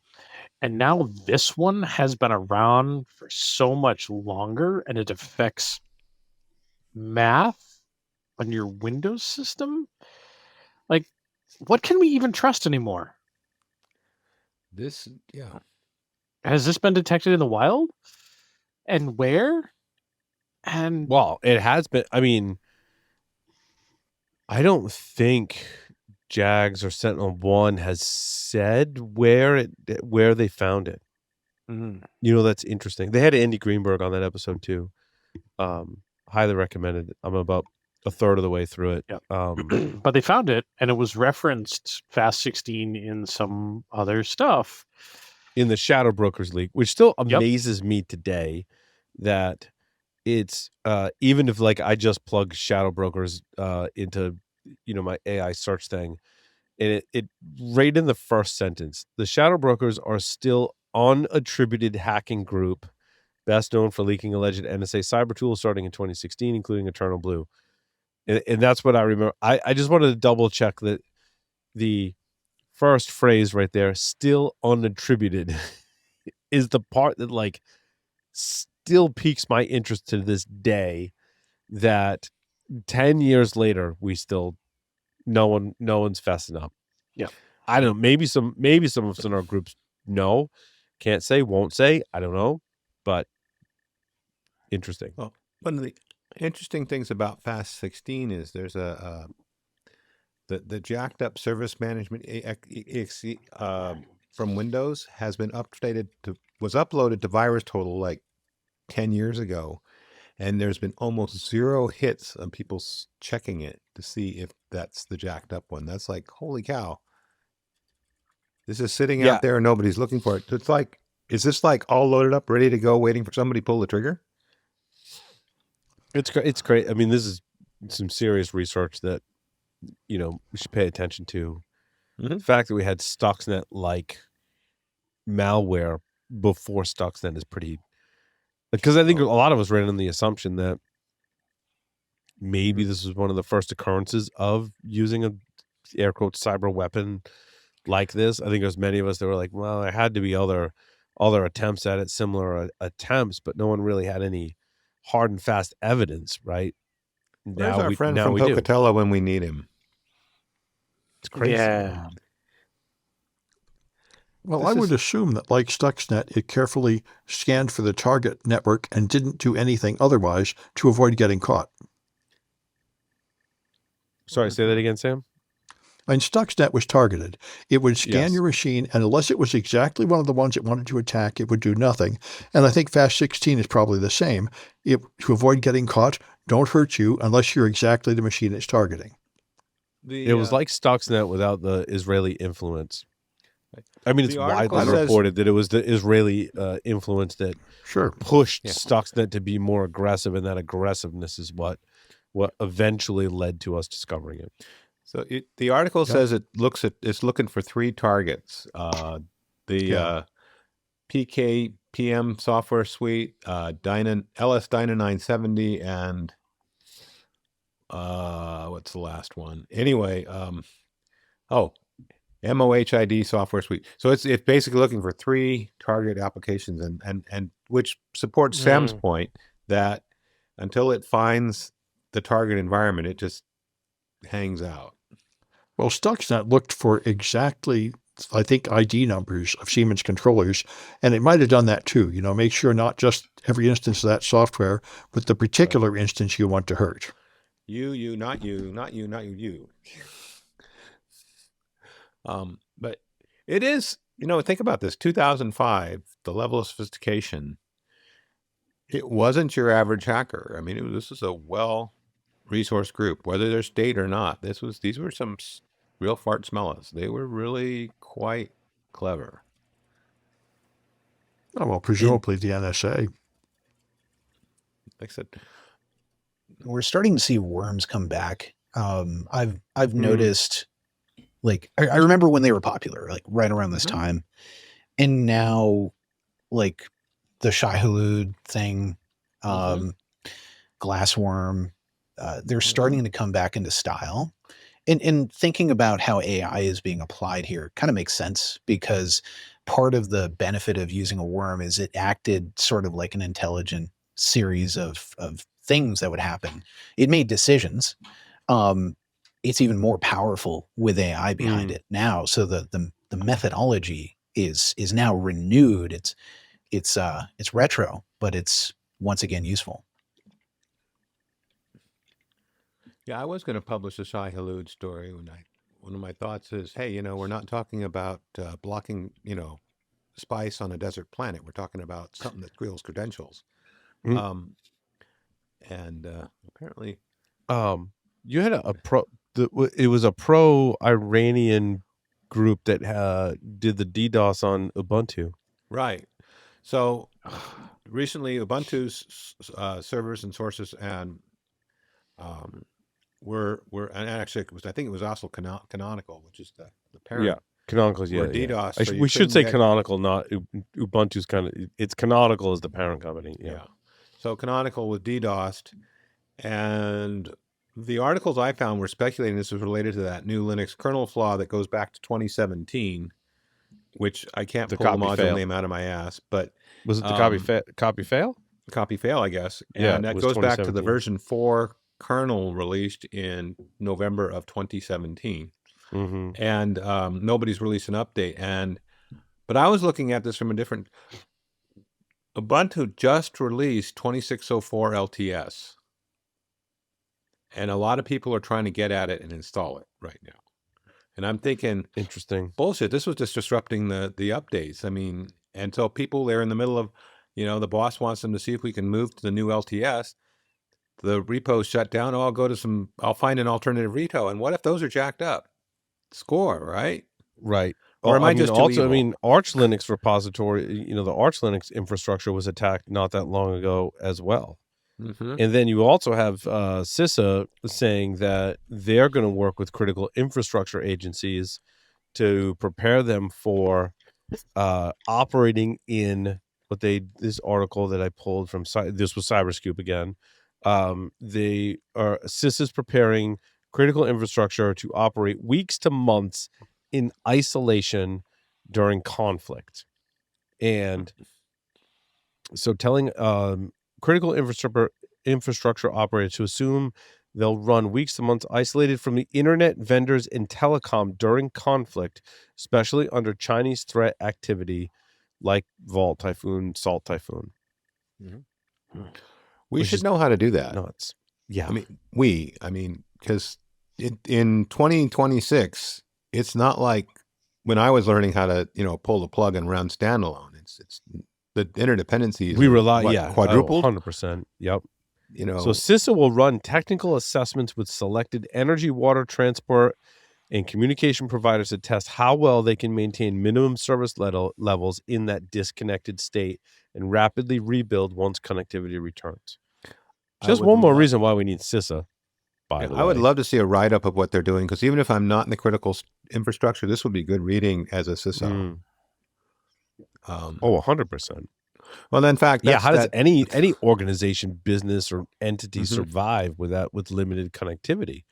Yeah. You should be doing many are doing tabletop exercises to simulate that. Yeah. Right? Well, that the tabletops are what this is, the fuel for those tabletops. Like, oh, this got breached, so you got to disconnect it. Oh, by the way, you got to disconnect this other thing. Okay, now what happens? And when you paint yourself in a corner, you go, crap. You go back to the drawing board. You build in redundancy, and backup systems. So you rerun the tabletop. Okay, like if you cut off here, cut off there, we can still operate because of X, Y, Z. Right? Mm-hmm. That's the way we get around this problem. Right. That's likely how CISA will run these targeted technical assessments. I think by technical assessment, they probably mean more of a tabletop exercise, which is important. I think, Strand has it with the what is the game? Backdoors and breaches, right? Well, they should all just run backdoors and breaches and make it a game, and it's even more fun. Well, one of the trends I saw a couple of years ago, it's quieted down, but since I have a business internet connection, I was getting spam. Well, I'll call it. I was getting ads for having a backup that was cellular based. Yep. But if you don't read the fine print, the cellular connection is much smaller. It's intended to operate critical business processes. I'm wondering, if the standard SMB really understands what's critical and whether it would work. I mean, it's the same idea, right? If your business is backup's streaming, not really a backup unless you can restore it. Right? So your backup internet or whatever redundancy you have in place is not really anything until you actually test it. Yeah. Yeah. Why? What? So I'm trying to think about how do you do this without disrupting existing business? Because the business is going to go like, hey, but we have to make money, we have to deliver services, etc. Is it too simple to say do this with your DR site? Like spin up your DR site, then shut it off from the internet and simulate everything within your organization. Like it's kind of already set up that way. All you have to do is just invert the purpose. Is that too simple? That's assuming you have a DR site or DR at all. I mean, let's hope our critical infrastructure systems have disaster recovery planning in place. Business continuity or business operational continuity. continuity. 100%, Larry, right? Like, otherwise you're going to have to buy a copy of the equipment. I mean, and you're basically saying the same thing, Dave. It's, whether it's an existing DR site or something else, that's basically a physical copy, whether it's implemented in however it's implemented. But yeah, you're not wrong. I mean, and you'll probably get some blown minds when you bring it up. I mean, simply put, rather than like create a whole new thing, if you were to effectively just repurpose disaster recovery methodology and then apply it in this way, it would probably save you some time. I guess that's all I'm really saying.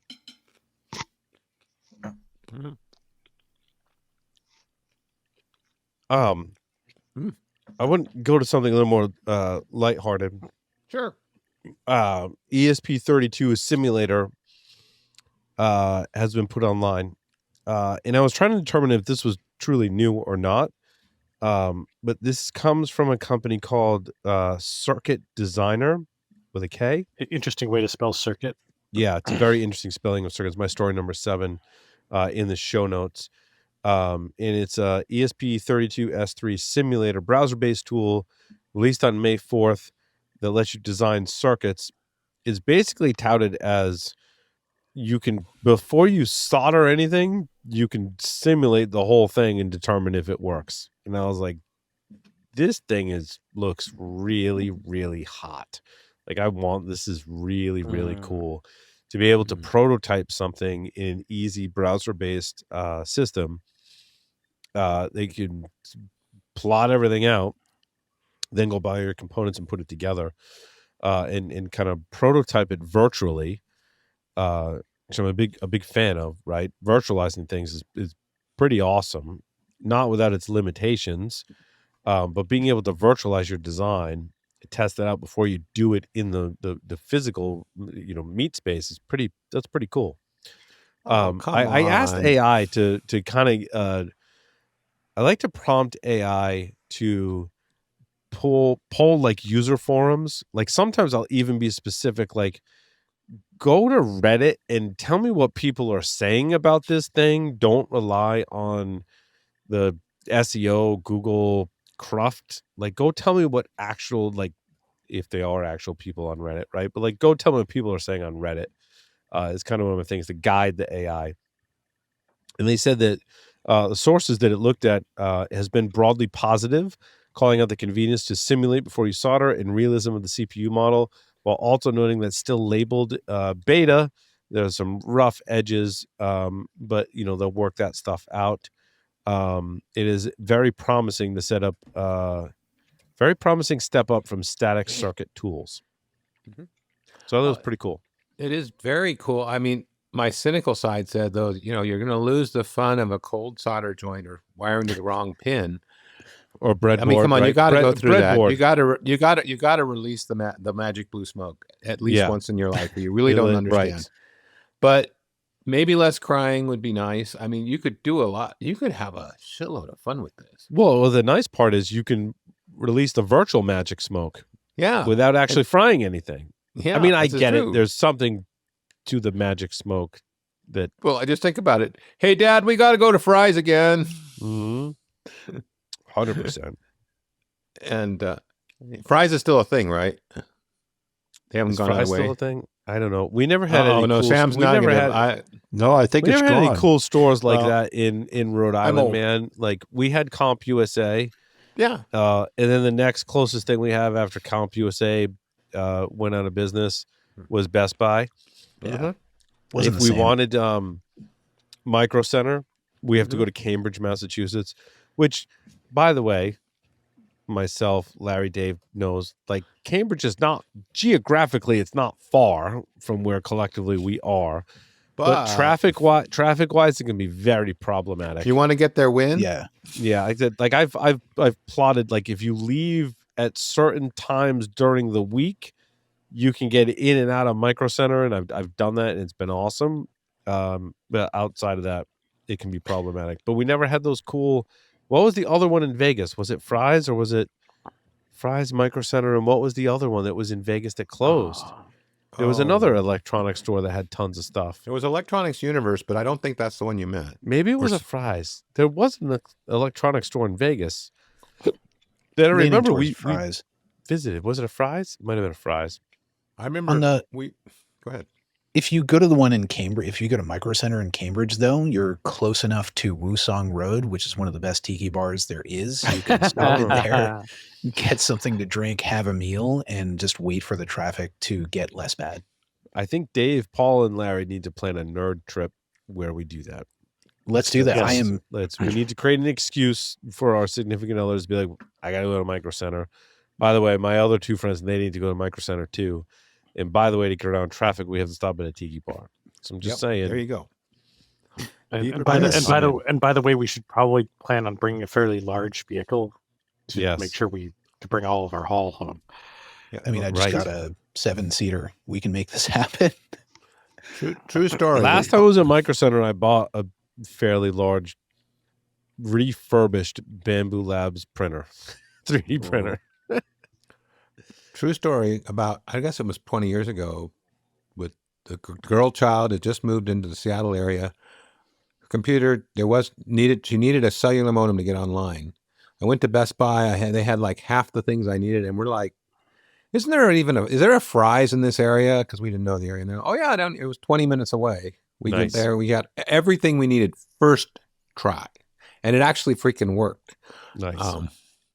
Really quick before we close out, I just had a couple stories. I used Paramiko in some of my recent scripts that I vibe coded.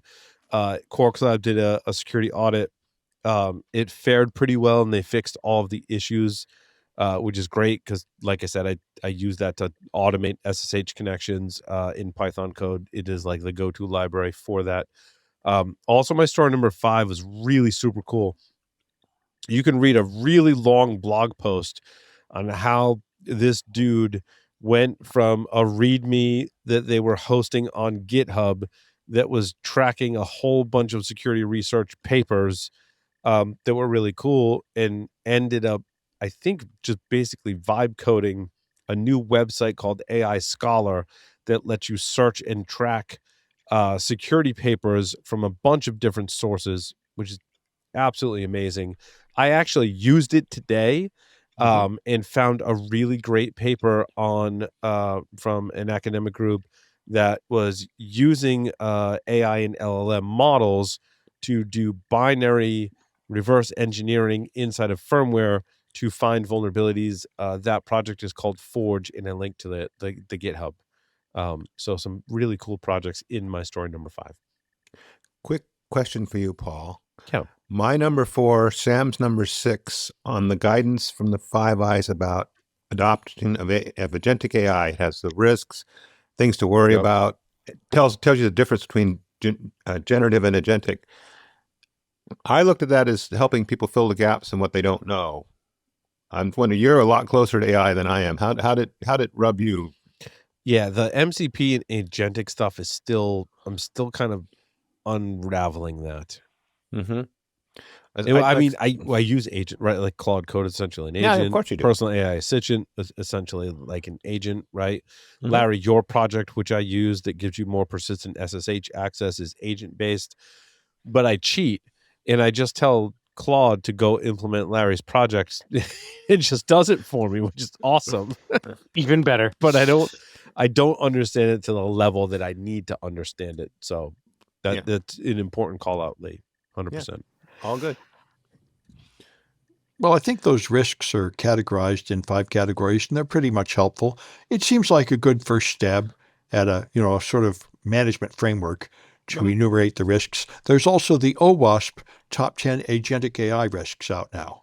Ooh, cool. Which provides a similar kind of guidance. Yes. Yeah. Sorry, I want all the help I can get. I'm understanding stuff. Oh, yeah. Everybody's deploying agents, and I need to have like authoritative documents to back up my consulting recommendations. So these things really help me.